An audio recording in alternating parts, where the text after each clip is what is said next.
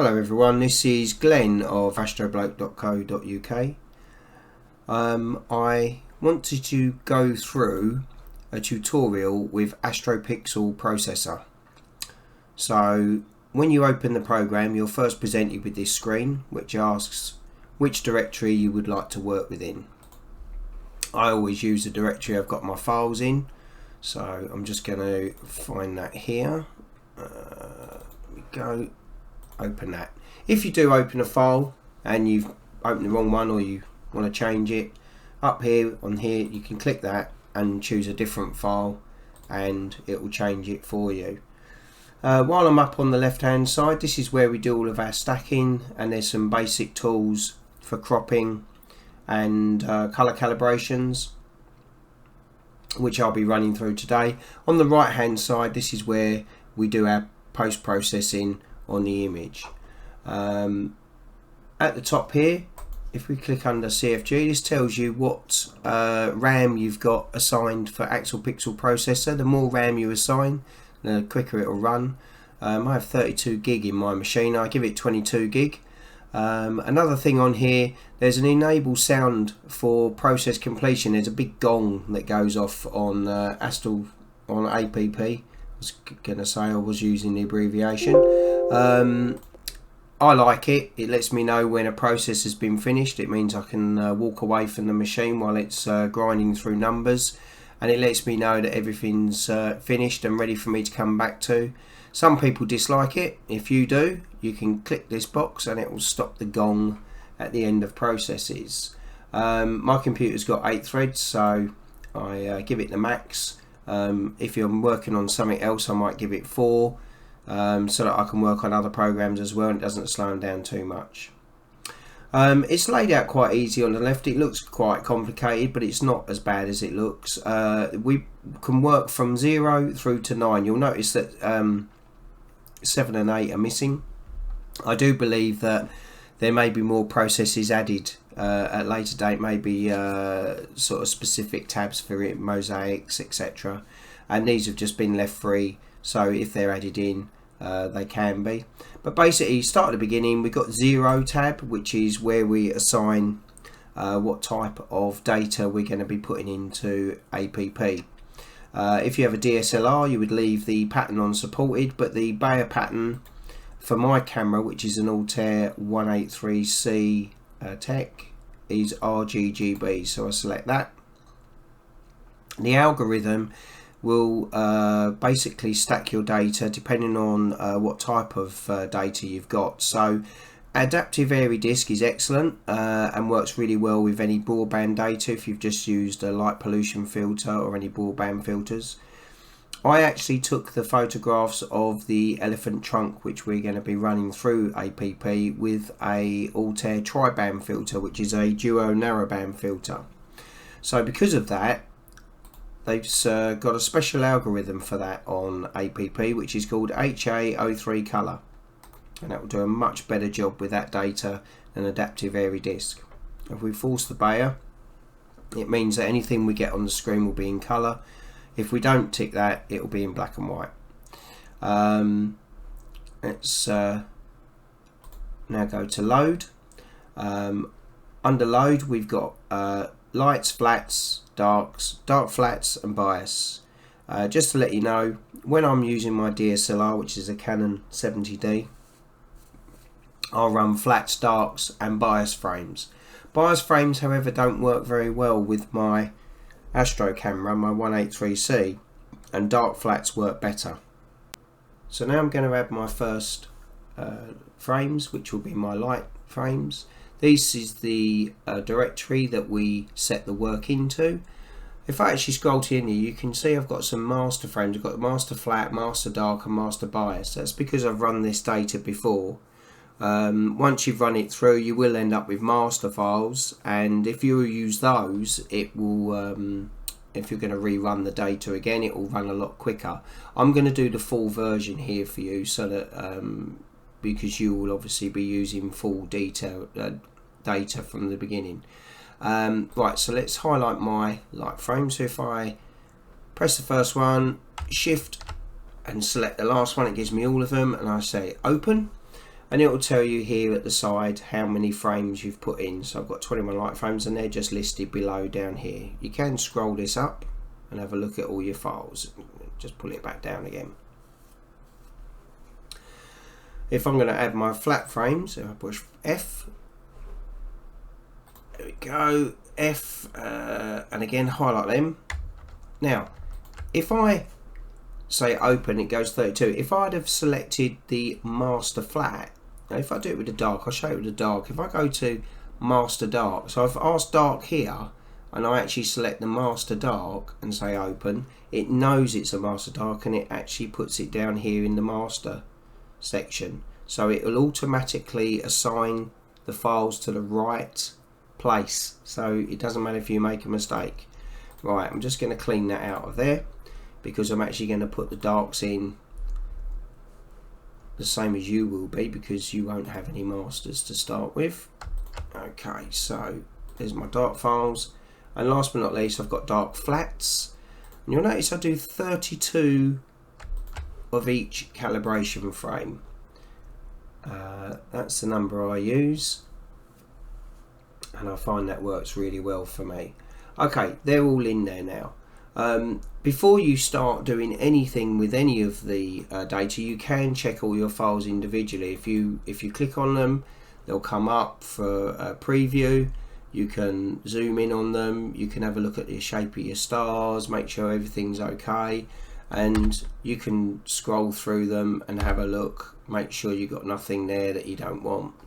I've already looked through these lights and they're all okay, so I know I'm okay to stack all of them. I've just got 21 in this here now. Right, so what I'm going to do now is I'm just going to push calibrate, and I'm just going to calibrate these files, and then I'll show you the next step.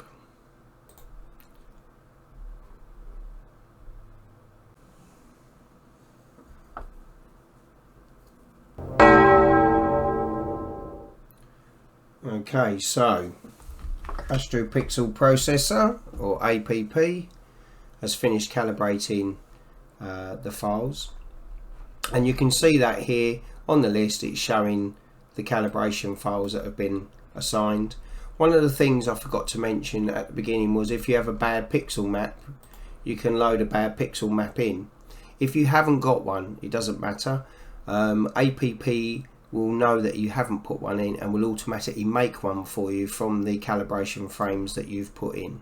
So it will make you a bad pixel map. Once you've had the calibration done, I sometimes like to calibrate before I actually do the full integration, because I can check to see that the calibration frames are going to work on the lights that I've got. So if I call one of those up now, and if I stretch this to 30%, it will really show it quite brightly. We can see here, actually, we can push neutralize background here, and anything we do here doesn't make any destructive changes. Everything stays linear. So we can see a bit of nebulosity here from the elephant trunk. We've got a large amp glow or starburst from the sensor off of the 183C tech camera. And we've got gradients and other things going on in the background. At the top here, we can actually look at each of our subs under different settings. So we've got linear here at the moment, but if I click calibrated, it will actually show me this sub with all the calibration frames applied. And this is really useful to let you know if your calibration frames are working. And as you can see there, I'll go back to linear. It's quite bright. Got the starburst. Put the calibrated on. It gets rid of this whole amp glow and evens out the whole of the picture. So we know that the calibration frames are working well, which is really good. You can skip that. You don't need to check. If you know that everything's going to be working fine, you can go straight to integrate, which is where I normally go. Most things, unless you're doing a mosaic or you're doing a multi-session and you're using different data from different cameras or different scopes, normally you will just go straight to integrate, put your settings here and integrate. There are a lot of settings on APP, and at first it can seem daunting, but it really isn't too bad. And if any of the boxes you're not sure what are available, if you hover above it, it will actually give you the option of all the things it will do. Can be a bit of a read on some of the boxes, but take your time, and it all does make sense. So within this integration, I'm going to actually integrate all of the lights. I'm going to leave everything as standard. It's got a really good automatic system for knowing how much you're stacking and what it should do with it. And what we're going to do is we're going to get this stacked. So I'm going to press integrate, and then I'll come back to you with the final stack and tell you what we can do with it.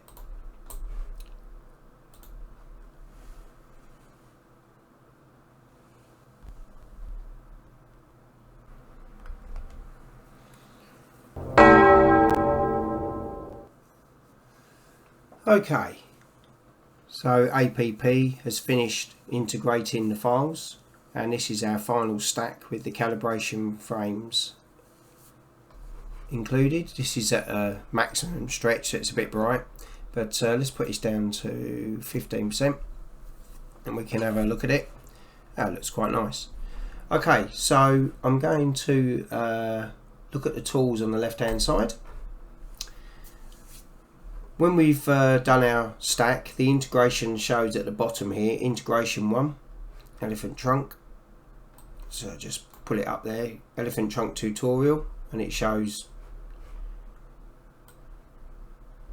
your result there. Anything that you do and then get saved will be listed below that, and you can just keep going down to each stage that you do. So the first thing I'm going to do is I'm going to go batch modify, where I can crop this image, and we're going to get rid of the edges, the artifacts there where we've got overlaps where we've been dithering. So if I let's just crop in quite tight on this. There's a nice bit of detail there, so we'll do that, and it saves everything as fixed files. So scroll down, and if I click on that, it will go to the cropped image I've done. If I want to go back and recrop it or do a different kind of crop, I can do that. I can either crop this one, or I can go back to the original picture and start again. I want to rotate this. I'm going to actually rotate it upright, so we're going to go 90 degrees counterclockwise. So on batch rotate and resize, where you can also resize it if you want to, we'll just drag this to 90. It's got a nice little feature in that if you're sort of wanting to put something at an angle, you can just push show, and it will give you a preview of the rotation you're putting on without actually making the changes, and just let you see it. But when you're happy with everything, press OK. What it will do is do the rotation, and it will give you an option to save it as a fixed file, and there's your third save down there at the bottom. And that's now the cropped and rotated image. As I say, you can jump back to any of the previous stages and do them again, or make slight changes if you're not happy with what you've got.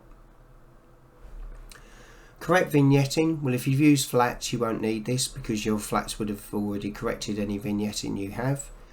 Remove light pollution. Now, I live in a Bortle 6 zone, so unfortunately I do have light pollution to deal with. Some people are lucky enough that they live somewhere dark, but I don't have that luck. So unless I travel off to, well, I've got a caravan in Suffolk, that helps. Bortle 4, a little bit better, but my main rig is here near Southend-on-Sea, and unfortunately the area I live in is Bortle 6. So we have to just deal with the fact we've got some light pollution. However, this light pollution removal tool is excellent. So we try and stay off of nebulosity or any area with stars, and we pick the dark areas of the image. We push calculate, and this tool is brilliant. It will have a look, make the changes. You can then have a look at the actual correction model, and it will show you what it's removing from the picture.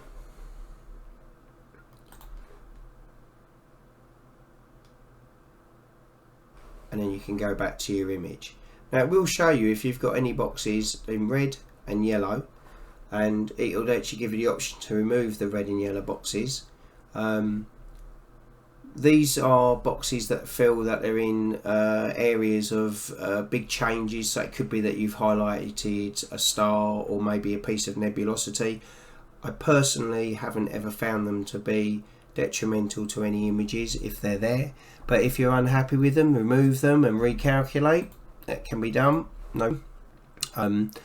But as I say, I've processed many images and it's had red boxes and yellow boxes, and it's been absolutely fine. So I'm happy with that. I'm going to click OK and save, and it will do the same again. You'll notice as well that when you look at the save file, it actually has abbreviations of what you've done.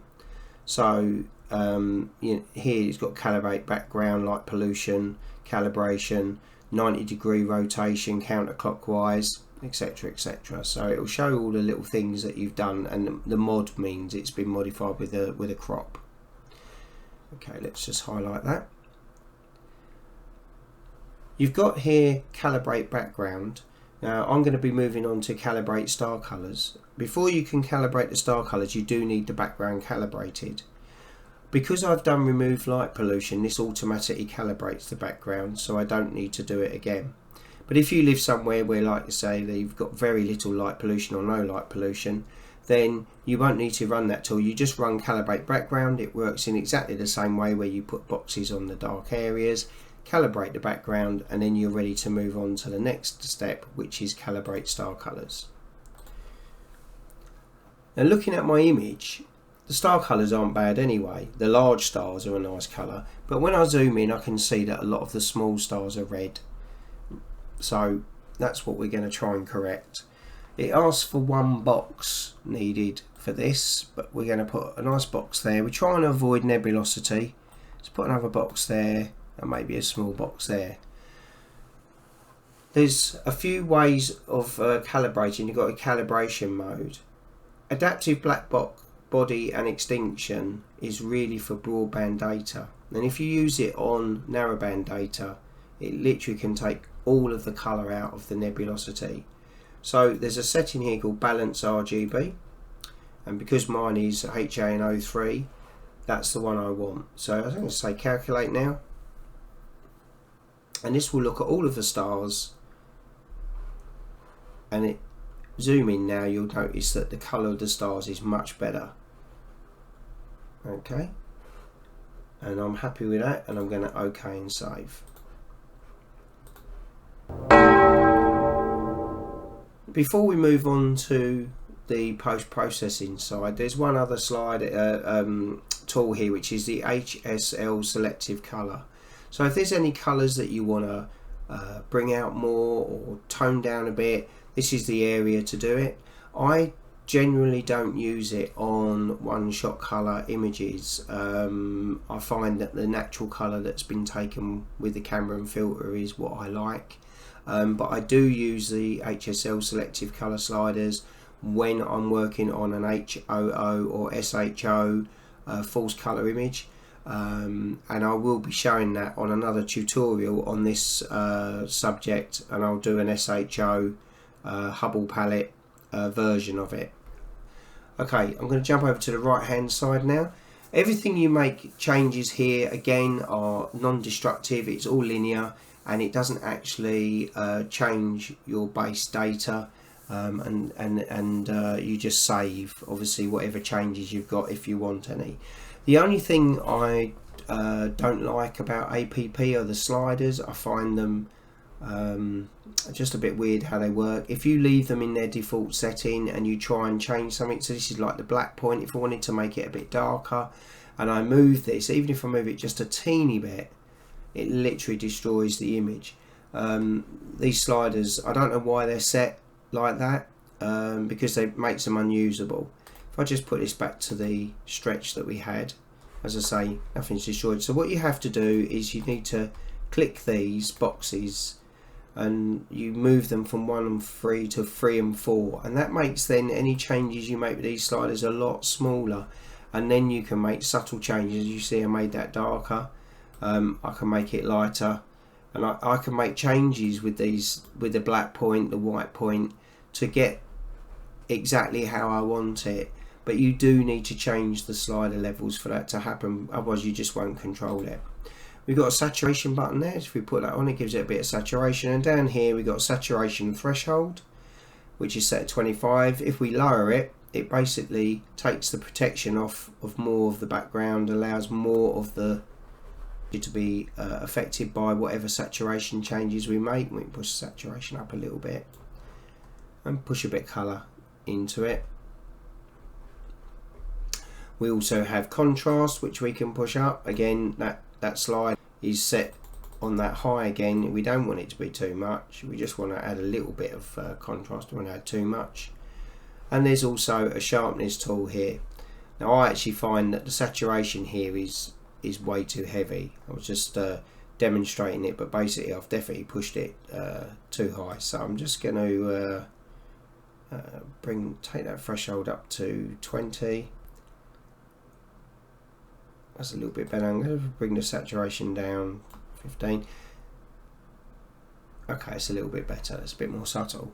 So now the picture is in a situation where, well, you could post this, or as I normally do is I would now save this image. And now there's two choices with this. You can either save it with the stretch that you've got, or if you untick the stretch box. I normally work with my images after APP in Photoshop, so I will save this as a TIFF, and it will be a 16-bit TIFF. OK, and that's that saved, and I can now port that across, load that up into Photoshop and make any changes to it. I hope you've enjoyed the tutorial. I hope it's helped you. Please ask any questions if you have any, and I hope to come back with another tutorial with this same subject and show you how to divide up the different channels and to recombine to make a Hubble palette SHO image. Thanks ever so much, and take care.